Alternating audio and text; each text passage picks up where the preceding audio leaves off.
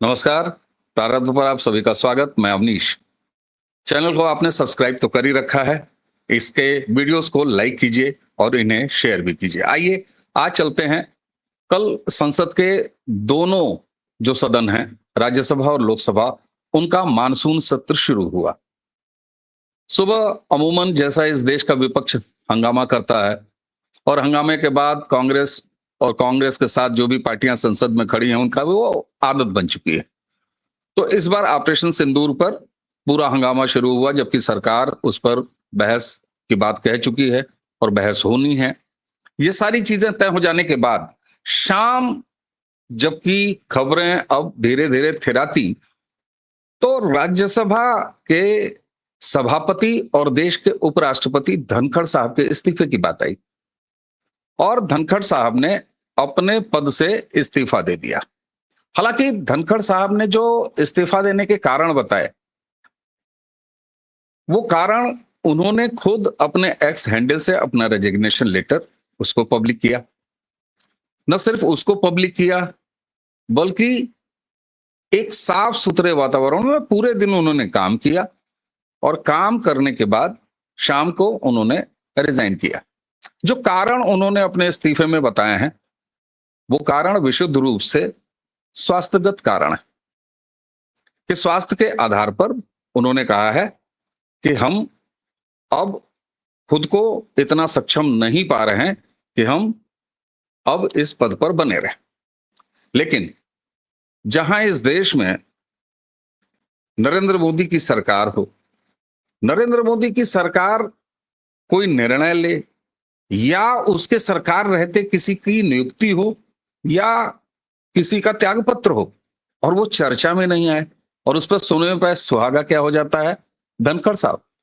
धनखड़ साहब वेस्ट बंगाल के राष्ट्रपति रहते हुए, सॉरी, राज्यपाल रहते हुए, और न सिर्फ वेस्ट बंगाल के राज्यपाल रहते हुए, बल्कि जब वो दिल्ली आए, जब वो उपराष्ट्रपति के रूप में आए, तो उसके बाद हाउस और हाउस से बाहर जया बच्चन जैसे संसदीय अमर्यादित मूर्ति हो, चाहे कई और ऐसे मामले हो, तो आखिर धनखड़ साहब ने इस्तीफा क्यों दिया? अब ये चर्चा शुरू होगी और नहीं होगी, इस पर प्रश्न ही नहीं है। ये तो होनी ही है, क्योंकि नरेंद्र मोदी की सरकार है और इस देश का विपक्ष हो चाहे इकोसिस्टम हो, उसको किसी तरह का हल्ला उठाना है। मैंने जब इसकी पड़ताल शुरू की, तो कोई जरूरी नहीं है कि हर खबर, इतनी सारी खबरें होती हैं आज के समय में, कि अगर सारी खबरें हमारे सामने से गुजरने हम दें तो हमारी हालत खराब हो जाएगी। तो मैंने पता किया कि क्या ये अचानक स्वास्थ्य वाला कारण आया है जो धनखड़ साहब ने अपने एक्स पोस्ट में किया है, अपने रेजिग्नेशन लेटर में लिखा है, कारण जो बताया है, या इसके पीछे कुछ और भी हो सकता है।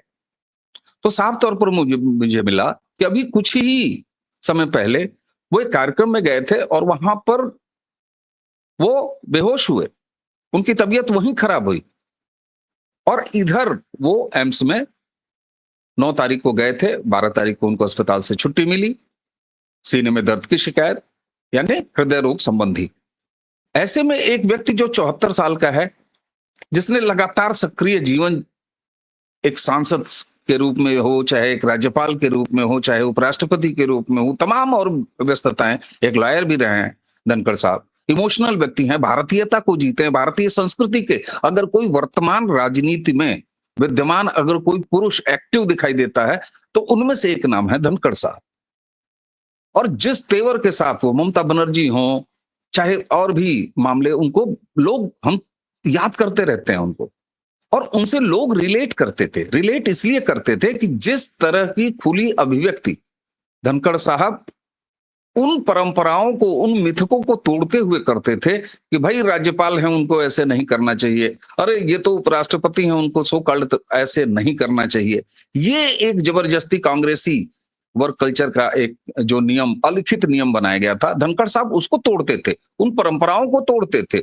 जहां पर किसी के साथ अन्याय हो, वेस्ट बंगाल में उन्होंने राज्यपाल के तौर पर वो जमीन पर उतरे।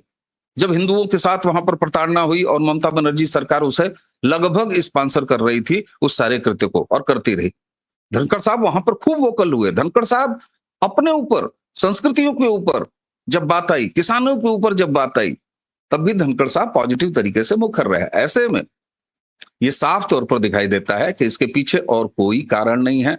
विपक्ष, उनका इकोसिस्टम, चंडू खाने, ये सारी इस तरह की खबरें पकाएंगी और देर सवेर मैं कहता हूं इसमें फर्जी तरीके से, फ्रॉड तरीके से, जिस समुदाय से धनखड़ साहब आते थे, एक विराट व्यक्तित्व है, उन्हें किसी समुदाय के दायरे में बांटना उचित भी नहीं होगा।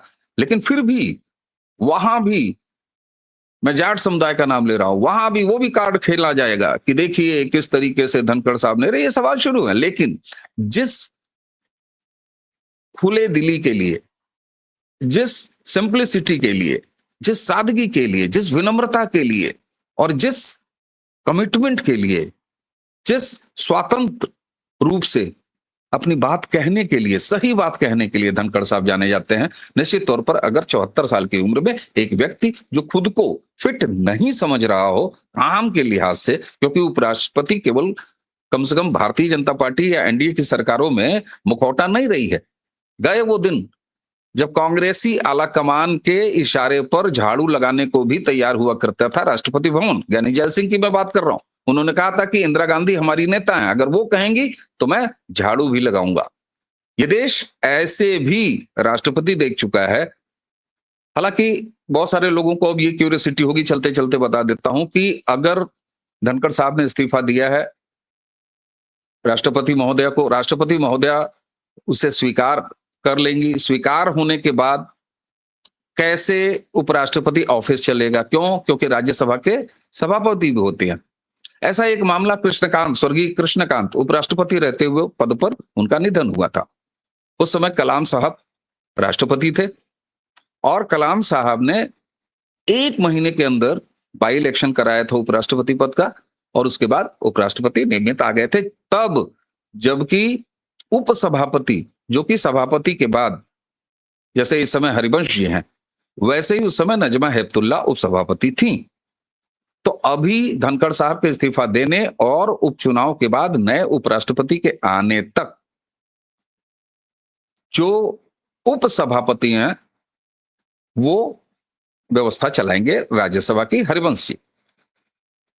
तो ये अब साफ है, स्थापित है कि धनखड़ साहब के इस्तीफे के पीछे केवल और केवल उनका स्वास्थ्य, और मैं एक व्यक्तिगत अगर मुझसे पूछा जाए तो मैं इसकी सराहना करूंगा धनखड़ साहब की कि वो एज्ड हैं, जिंदगी भर, जीवन भर उन्होंने काम किया है, उपराष्ट्रपति पद तक पहुंचे,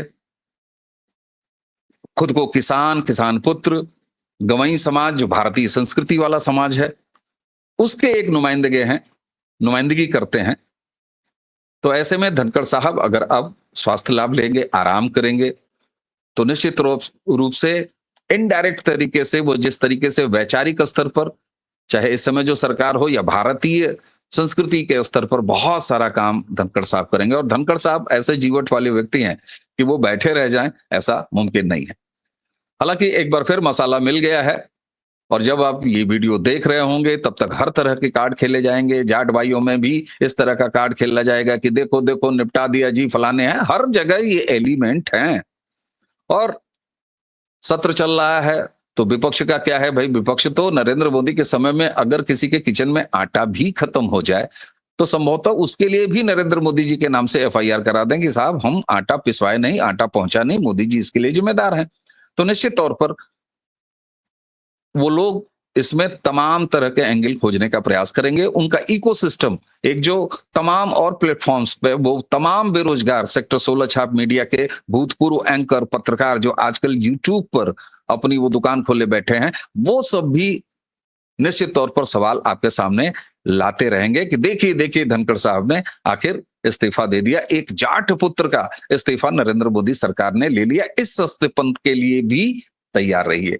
तो कुल मिला के लबोलुआब ये है कि धनखड़ साहब, मैं कहूंगा, एक उचित फैसला लेते हुए, उन्होंने अपने स्वास्थ्य को देखते हुए, अपने आगे के स्वस्थ जीवन को देखते हुए एक ऐसा फैसला लिया है। यह भी बताता है कि इस सरकारों में या इन सरकारों में राष्ट्रपति हो या उपराष्ट्रपति हो या उसके अलावा गवर्नर्स के और तमाम पद हों, ये पहले जो सेरेमोनियल और डेकोरेटिव माने जाते थे, सजावटी माने जाते थे कांग्रेसी सरकारों और इकोसिस्टम में, वो अब काम करने की जगह हैं। और इसलिए महामहिम उपराष्ट्रपति आदरणीय धनखड़ साहब ने अपने स्वास्थ्य कारणों की वजह से, जिसके कि साक्ष्य मौजूद है, जो वाकई में है, इसमें कहीं से लेश मात्र भी कोई शक नहीं है, उन्होंने अपने पद से त्यागपत्र दिया।